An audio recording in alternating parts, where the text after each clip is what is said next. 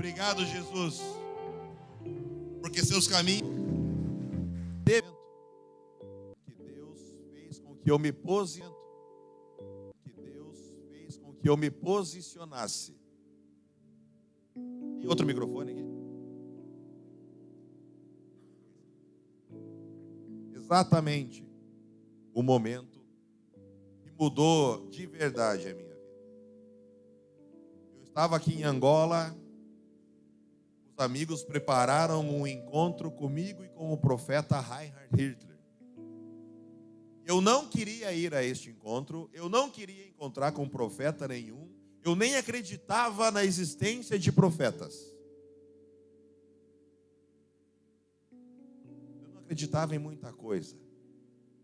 Eu vivia baseado numa palavra viva, real, que é completa, mas eu não acreditava nos moveres sobrenaturais. Mas este encontro acabou acontecendo porque sequestraram a pastora Dani. Levaram ela para o lugar que só voltaria se eu fosse lá. Sequestraram no bom sentido, que foram os amigos que sequestraram, amém? Sequestraram, levaram para um almoço na praia, bem bacana. Enquanto eu não fosse até este lugar, eles não voltariam para casa e não trariam mesmo. Eu conheço os amigos que eu tenho. E eram mais ou menos 16 horas quando eu resolvi chegar lá. E tinha apenas um lugar numa mesa grande. E do lado da mesa, não na ponta da mesa, não no lado mais fino da mesa, não na cabeceira da mesa, do lado tinha um senhor, de idade, com os olhos azuis. Eu sentei na lateral ao lado dele. Cumprimentei os amigos de longe, dei um beijo na minha esposa. E quando eu sentei,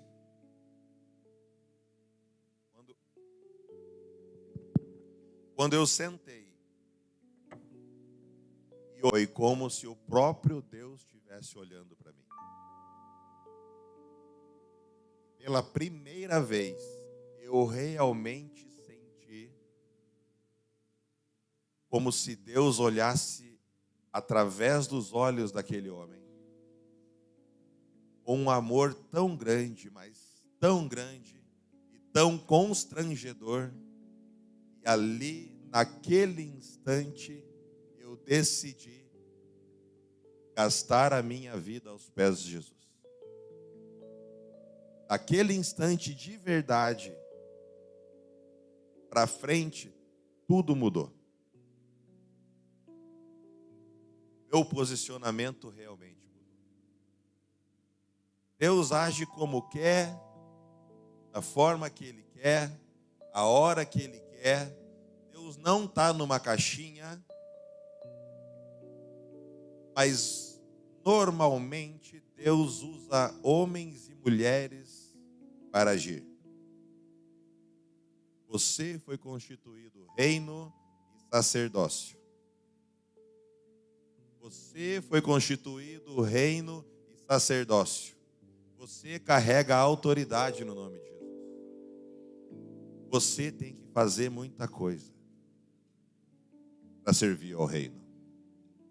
Não é no descanso da rede que as coisas vão acontecer, amém? Projeta para mim, pode sentar, por favor, rapidinho. Projeta para mim Efésios 4:11.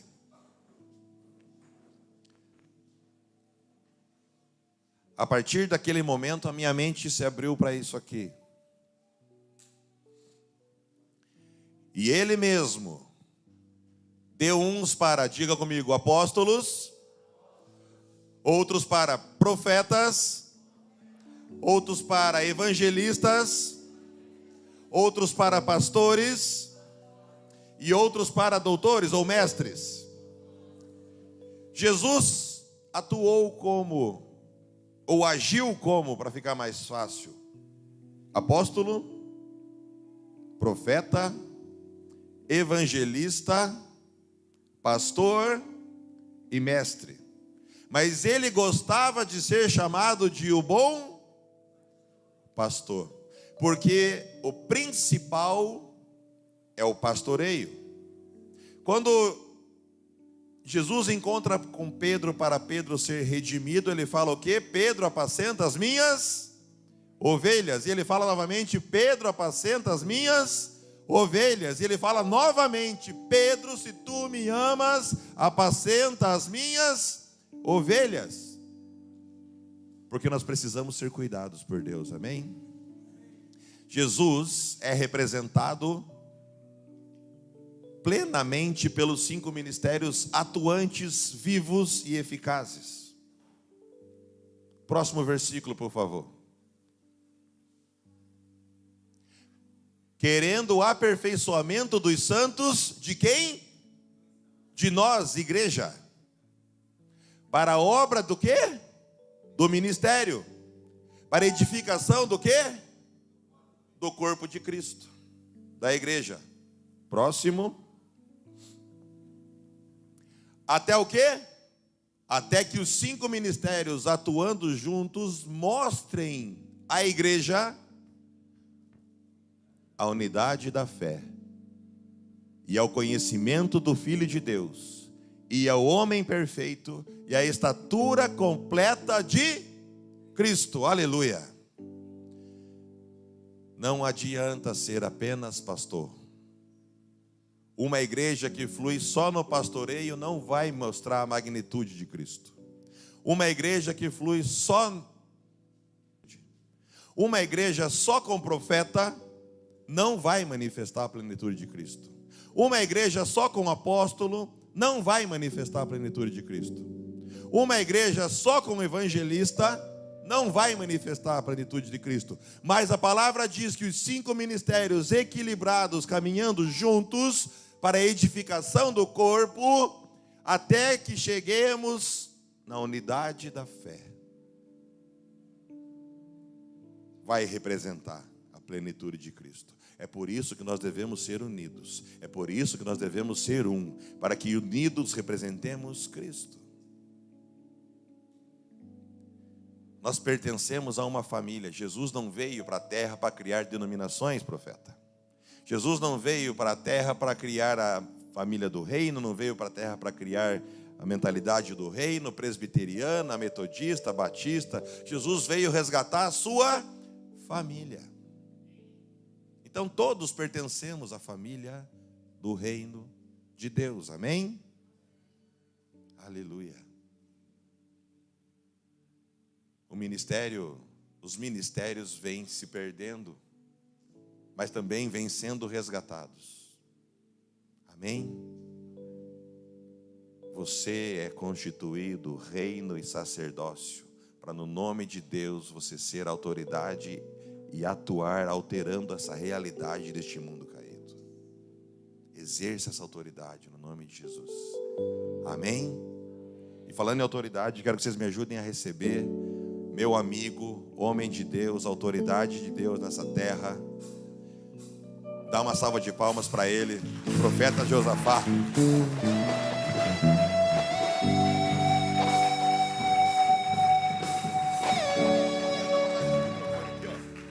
Talvez com você funcione. Profeta, estenda suas mãos para cá. Pai, em nome de Jesus, nós reconhecemos a intimidade deste homem com Deus. Nós entregamos a ele o altar hoje para que ele fale da boca de Deus, baseado na palavra do Senhor, e traga uma palavra para a igreja, amém?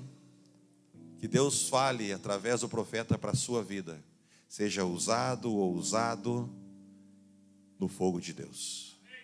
Em nome de Jesus nós agradecemos e reconhecemos a sua autoridade, reconhecemos a unção que você carrega e queremos receber dela, em nome de Jesus, amém. Dá uma salva de palmas para o nome de Deus.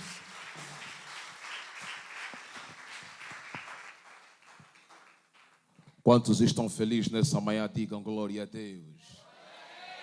Vocês estão bonitos hoje, mas ninguém está mais bonito do que eu. Não, podem ver. Você está com inveja? Aplaude.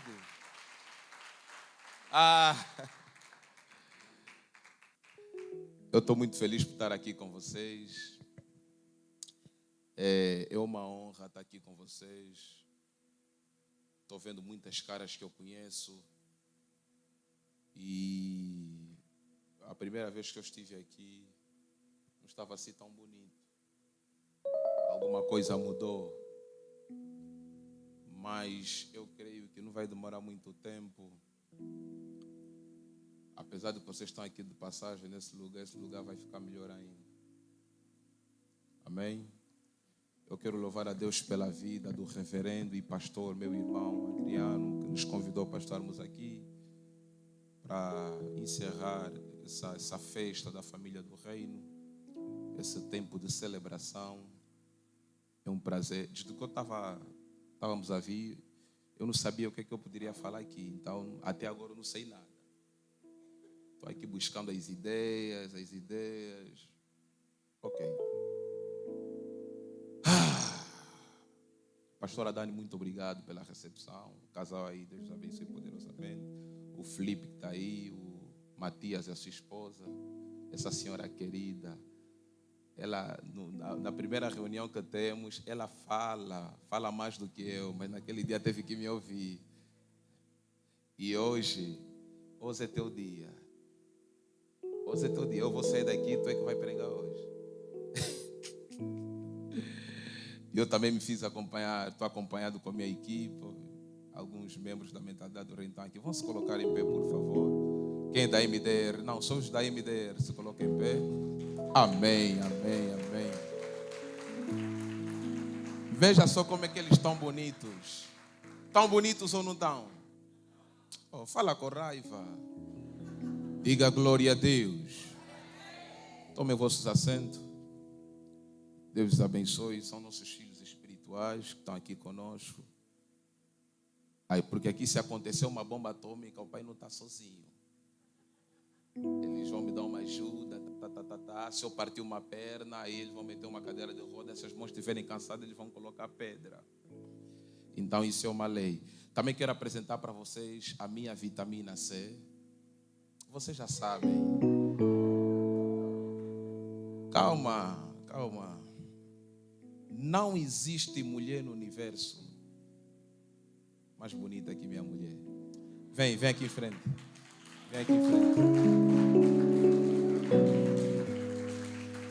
Adão, quando elogiou Eva, Adão se limitou. Adão só disse: osso dos meus ossos, carne da minha. Agora eu vou falar mais do que Adão.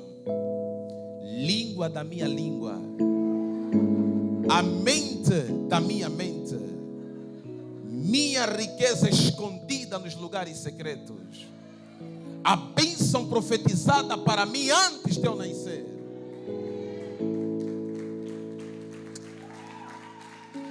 Deus te abençoe poderosamente, em nome de Jesus. É um prazer estar aqui com vocês. E também quero louvar a Deus pela vida de toda a banda musical, de todo mundo que está aqui. Você que foi convidado por alguém, a serva de Deus que também está aí. Eu não conheço o nome, mas tenho lhe acompanhado. Deus te abençoe poderosamente. É um prazer estar aqui com vocês. E todos vocês que fazem parte aqui da família do reino, sejam bem-vindos, porque hoje é um dia de alegria. Se coloque em pé, abra a tua Bíblia no livro de Gênesis.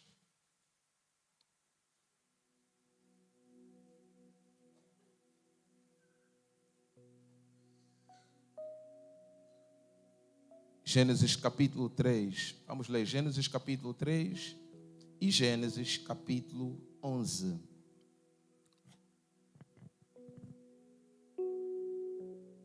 Não, vamos ler Gênesis capítulo 1. Primeiro é o capítulo 1, versículo 26. Que diz assim: então Deus determinou, façamos o ser humano à nossa imagem, de acordo com a nossa. Dominem ele sobre os peixes do quê? E sobre as aves do quê? Boa. E grandes animais de todas as feras da terra. Essa palavra, feras, coloca aí um risco aí, sublinha aí, para você não esquecer essa palavra, guarda ela, feras. No mesmo versículo 26, feras da terra e sobre todos os pequenos viventes que se movem rente ao chão. Versículo, capítulo 11, Gênesis capítulo 11, que diz assim: em todo o mundo as pessoas se serviam da mesma língua e de uma única maneira de falar. Da mesma que? E única maneira de quê? Toma o seu assento em nome de Jesus.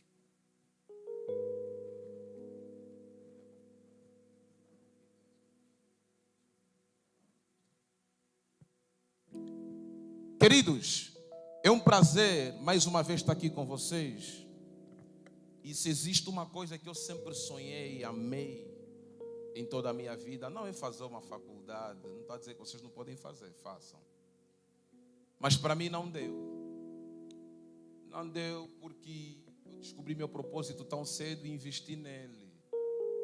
E dali me tornei escravo de Jesus e comecei a fazer outras coisas.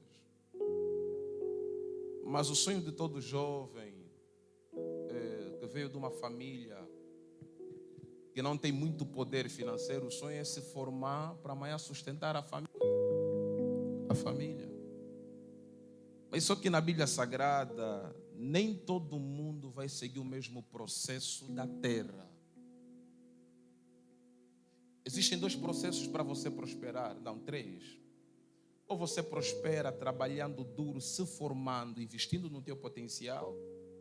Ou você prospera fazendo uma aliança com o diabo. Ou você prospera tendo uma aliança com... Mas eu decidi prosperar tendo uma aliança com Deus. Por quê? Porque Provérbios escreve que a bênção do Senhor, ela não promove sofrimento. A verdadeira prosperidade, ela não consiste nos bens que possuímos, mas naquilo que queremos. Aquilo que a gente pode enxergar é inferior daquilo que Deus escreveu e falou para nós. E quando a gente olha para a Bíblia Sagrada, vamos encontrar 2 coisas importantes. Uma se chama olhos ou vistas, outra se chama visão. O que são olhos ou vista? Os olhos enxergam aquilo que é real, as coisas do jeito que são, sem uma perspectiva futura. É só o presente e o passado. É assim que os olhos veem as coisas. Mas a visão, quando você é treinada a enxergar com a visão, você não enxerga como elas foram e como elas estão. Na visão você enxerga como elas serão. Agora entende, pode desenhar. Por isso é que você precisa orar, não com os olhos. Porque quem ora com os olhos é religioso. Você tem que orar com visão. Orar com visão é orar na perspectiva de como as coisas vão se tornar. É você ver de como essa mulher que não tem filho, ela vai ficar barriguda daqui a pouco. É você ver como é que esse homem que anda a pé daqui a pouco já está a dirigir um carro. Isso é orar com visão.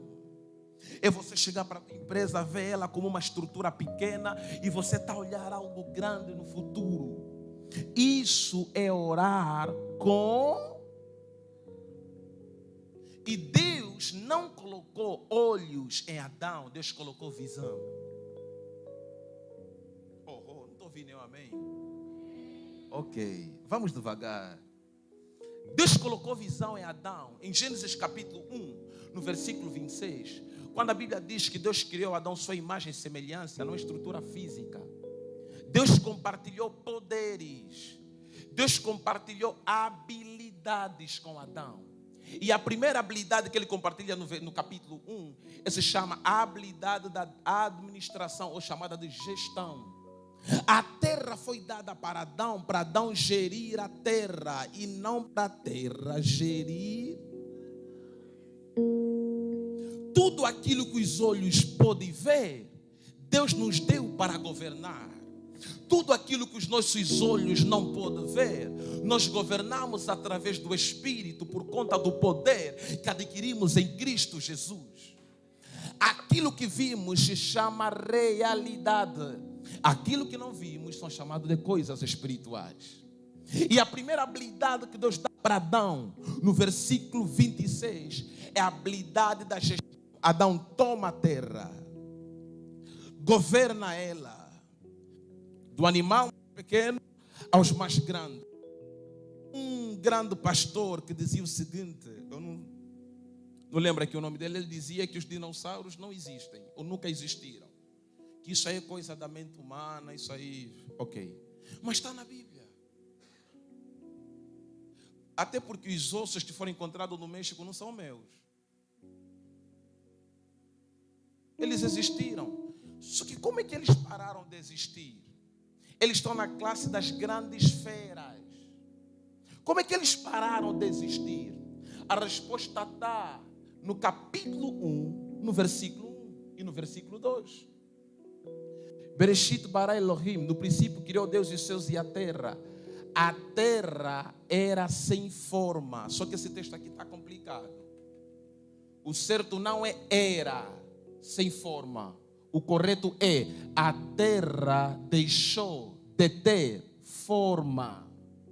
Porque a palavra deixou de ter forma aponta para o sujeito que causou a deformação da terra. Você está entendendo? Vamos devagar? Vamos.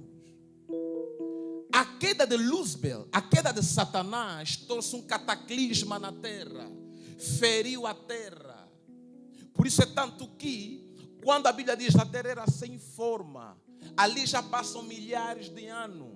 Como ele era um ser angelical, que era portador de um grande poder, não poderia ser punido num lugar puro, num lugar celestial, num lugar santo. Porque até no capítulo 1, Adão ainda não estava na terra. Ainda não foi colocado na terra.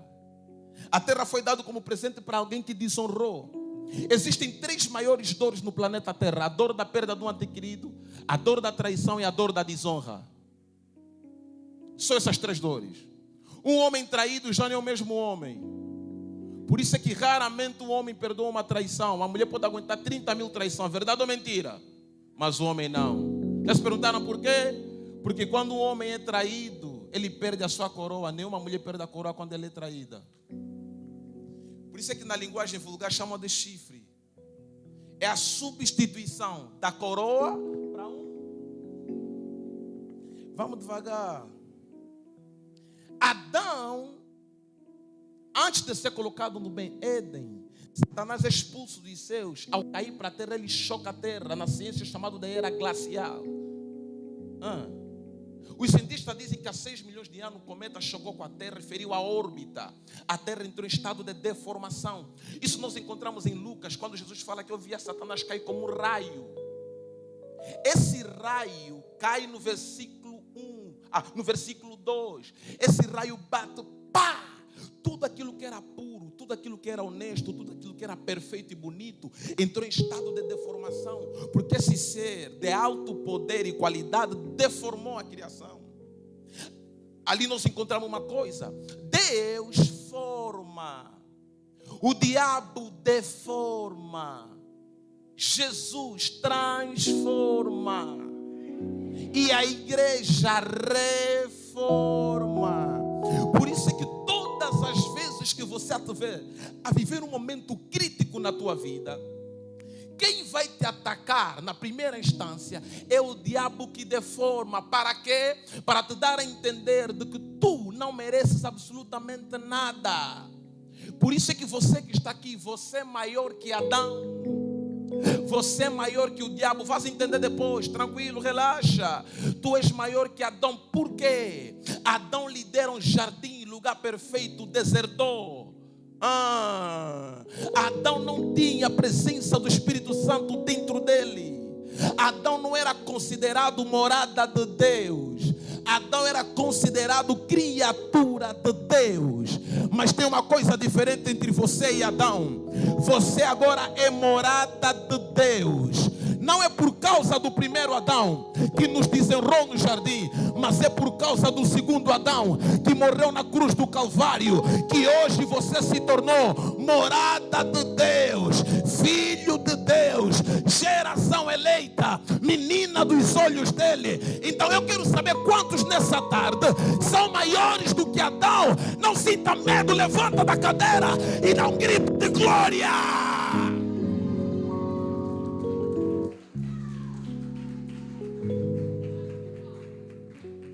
Vocês estão finos, estão muito finos, então eu vou ficar fino, já não quero gritar. Vou continuar. Versículo 26. Lhe deram poder da gestão. Tudo aquilo que lhe foi dado para você gerir, você domina. Aqui tem um código profético para você prosperar. Rápido, rápido, não vou contar tudo, rápido. Se você nomear algo, eu falo muito disso. Se você nomear algo, você está a atribuir autoridade sobre aquilo. Por isso é que um dos códigos proféticos para você, eu me curo sozinho. É básico. Nos ensinos esotéricos, trânticos, místicos, é ensinado que se você mentalizar, você canaliza um monte de energia e o teu corpo começa a responder àquela frequência. Só que eles nos imitaram. Todo feiticeiro aprendeu cura conosco. Por isso é que eu sou professor dos feiticeiros. Por isso é que eu e você somos professores dos feiticeiros. Porque eles replicaram aquilo que nos pertence. Para ele pegar elementos naturais para curar, aprenderam com Jesus. Todo feiticeiro, todo bruxo que usa flores, plantas, raízes, é o teu alimento. Aqui é dieta. É dieta isso, é nutrição. Nutricionistas, peguem isso. Os frutos da árvore é alimento. E as flores, e as plantas, e as raízes são remédio. Fruto doce te alimenta. Flores amargas te curam. Não, deixa eu traduzir para você entender. Momento de aflição não é momento para matar crente. Você me entendeu? Eu vou traduzir. Momento amargo é momento para você se curar. Todo momento de dor é momento para você se edificar. Não se pede fé para Deus se você não pedir primeiramente problemas vêm para nos tornar mais fortes. Eu vou ferir a ética nesse lugar porque eu gosto de me mover, então por favor me entendam. Todo momento amargo da vida são momentos para curar. Por isso é que todos os momentos que você passar pelo período de sofrimento, você não deve dobrar o joelho e chorar a dizer: Senhor, tu me abandonaste, Senhor, já não aguento mais, Senhor, a minha vida acabou. No momentos amargos da vida é para você dizer: eu quero fazer do meu problema meu remédio. Eu só vou poder consolar alguém que já perdeu alguém se eu também perdi. Eu só vou poder consolar um ferido se eu já tive aquela ferida. Então não reclama pelos números de problemas que você e diga: Senhor, eu sei que por detrás desse problema, por detrás dessa necessidade, há uma cura para mim. Eu estou sendo treinada para o reino. Deus nessa tarde está levantando uma geração que vai pegar nas suas feridas e vai começar a curar pessoas. Deus vai pegar na tua perda, se tornar ganho para alguém. Eu não sei se alguém está receber isso. Eu não sei se alguém está pronto para receber isso. Eu quero ver você com a mão levantada no ar. Alguém está pronto para receber isso? 2025 está proibido de terminar sem você curar pessoas. Esse ano está proibido de terminar sem você restaurar a tua casa. Esse ano está proibido de terminar sem você restaurar tudo aquilo que você haverá perdido. Deixa eu desenhar. Muita gente diz que Adão foi colocado no Éden para adorar. Mentira. Não há nenhum texto para isso. Não há nenhum texto que diz que Adão foi colocado no jardim ou que o homem foi feito para adorar. Mentira. Me pergunta por quê? Porque se você dizer que Deus criou o homem só para adorar, não é que não devemos. Só para adorar, você está a limitar a criação. Eu posso falar uma coisa para você agora? Você não vai ficar assustado? No momento que você estava a sair do ventre, os anjos assistiram ao teu parto. Não, eu acho que eles não entenderam, pastor. Por isso é que você tem essa cara linda, porque você se parece com eles. Vocês sabiam que na Bíblia há um anjo aparecido com você? Pedro foi liberto da prisão. A igreja que está a orar abriu a porta e falou: oh, esse é Pedro, o seu anjo. Confundiram o rosto do anjo com Pedro. Por isso é que quando alguém prepara algo para te matar, não vê você, vê teu anjo.